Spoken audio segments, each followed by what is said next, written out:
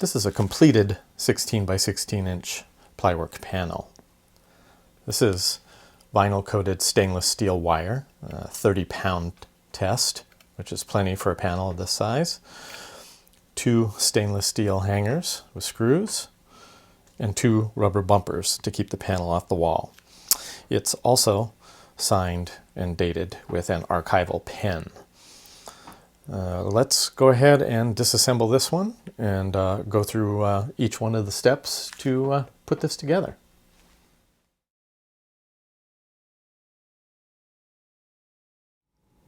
Typically, you want your holes either a quarter or a third of the way down the panel from the top. This is a 16-inch panel, so I came down 4 inches and came in 1 inch. Now you can do this with a ruler or a tape measure, but a carpenter's tri-square makes it quick and accurate. So I've set the square to 4 inches. I come down from the top, draw a line, I come across that line, come in 1 inch, make my mark. Do that on both sides and you're ready to drill. Obviously you have to be quite careful when you're drilling into your panels. This is a 3/4 inch thick panel, and to mount my hanging hardware I'm using a number 6 by 1/2 inch wood screw. For that I'm using a 1/16 inch diameter drill bit with a tape marker on here 1/2 inch down from the end. That way I know how deep to drill and I won't drill any deeper than I actually need to. So then, being very careful and holding the drill perpendicular to the panel, go ahead and drill.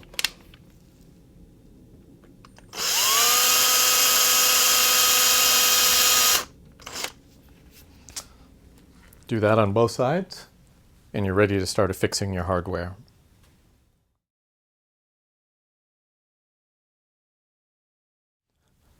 This is the hardware you'll need to finish your artwork to hang in a gallery or on a client's wall.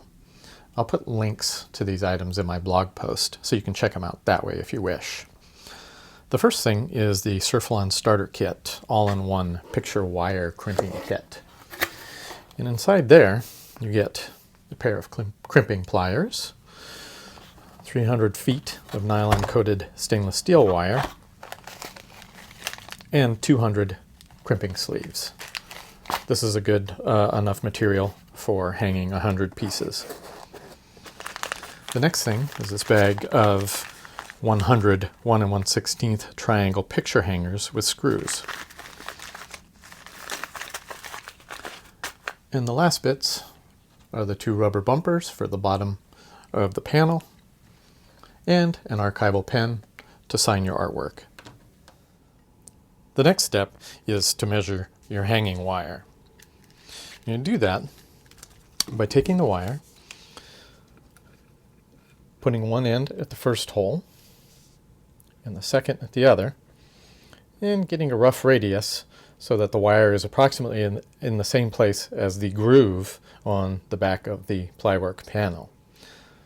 So that is your length. Now you're going to want to add 2 inches to that for the crimping process, and that will be your overall length. If you have more than one panel, you want to go ahead and cut all your wire now the exact same length. That way, if the wire's all the same length and your holes are all the same distance, all of your prints will hang at the same height on a client or a gallery wall. In this step, we're going to crimp on the picture hanger onto our stainless steel wire. To do that, you take your wire and your sleeve, you slide your sleeve down the wire, you come down 1 inch on your wire and you put a kink in it. Take your picture hanger, slide that over, and where you have the kink, you bend that over completely so you have it like this. At that point, you take the sleeve and you slide it back over just so the wire is sticking out. Then take your crimping pliers, line it up like that, and crimp. Usually you want to do it twice, as you can see there. Got it crimped on there pretty well. I'm going to do it a second time because these sleeves are a little bit on the wide side, like that. So there you have a very strong joint. Do that to both ends, and at that point you can put this onto the back of your panel.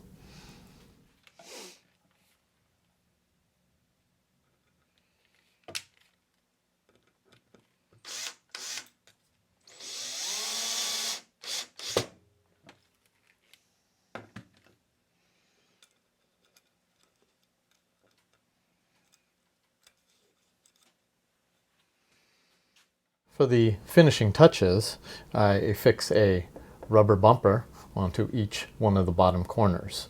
That's typically for gallery use. If I'm going to sell this to a client, I'll often just include these two rubber bumpers so they can put them on if they wish. It's a simple matter for them to peel off the backing paper and stick it on.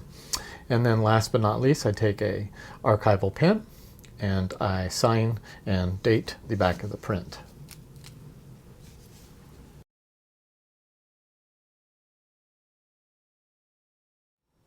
Look, bonus material.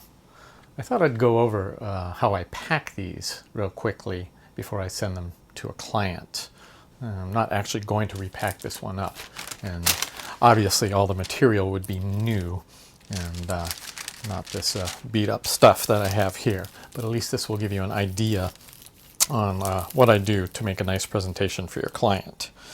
Another thing to note is when you're using packing tape, make sure and take the end of each one of your pieces of packing tape and fold it over and apply your tape. That way, when your client goes to open this up, they can just grab onto the tape and pull it off. Make sure and tell them that. What you don't want to have happen is your client, in a rush to see your beautiful art, take a pair of scissors to the packing and cut it up and scratch your panel and do all that kinds of stuff. So if you do just little touches like that, will make your client much more impressed. Anyway, the first thing that I pack the panel in is a piece of glassine paper, and you can buy a roll of this from Uline. So I fold this all up nice and neat. This isn't very neat, but you get the idea. When you have new glassine, the corners are nice and sharp and creased, and it looks really, really good. Tape that down. Then the next thing I take is one of these foam, these are actually foam bags, but you can just fold over a couple pieces of foam and slip the whole piece of artwork inside that. And so you have the artwork inside those two pieces of protection. Then I take these corners that I get from Uline also, and these go on here. So you get one of those on each corner, and then you can run tape from this one to this one, and then this one and this one to this one, all the way around, which will keep all the corners together. And then when you put it in a box, it looks like this.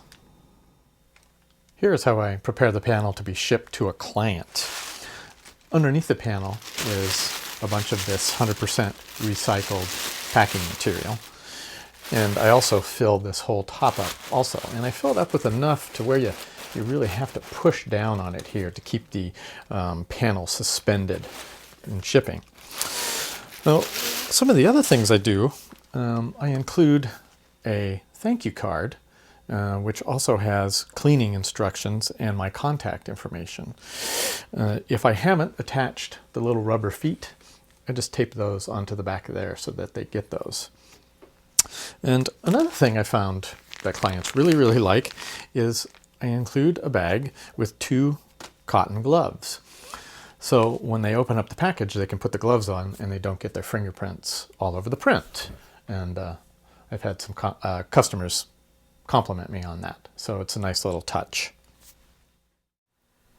As I mentioned in one of my earlier videos, one of the gallery shows required that I put some very long wire for hanging on the back of my panels. These wires are approximately 4 foot long. They went up and hung on a rail that was near the ceiling. And as you notice, I folded the edges of the packing tape over so that I could get the tape off easily without making a mess. And so let's go ahead and take a look at this gallery installation. So as you notice here, it looks pretty clean. I was pretty happy with it, and it made for a pretty nice installation. Here's the 9 panels from the Botanica Obscura show about to be driven down to the gallery. You'll notice that I have them face to face with a piece of inkjet paper in between them, and then the next panel is hardware to hardware. And the next panel that goes on top of here would be rotated 180 degrees so that the 4 rubber bumpers that are on the back of the panels, 2 on each one, give room for the hardware. If I was to ship this to a gallery, I would probably pack them individually. Here's another one of my gallery shows, and in this case the gallery had pre-existing stainless steel cables that came down from a rail near the ceiling.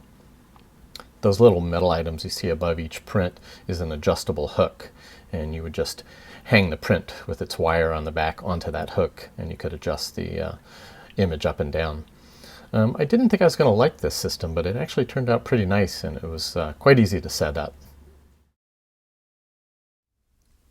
Well, that video took a little bit longer than I had planned. Anyway, if you're interested, please go to Plywerk.com and take a look at their offerings. And if you have any questions about any of the tools, procedures, other supplies that I've used, please come by jonwitsell.com and leave me some comments in the blog, or send me an email directly and I'll help you out. Thanks for looking.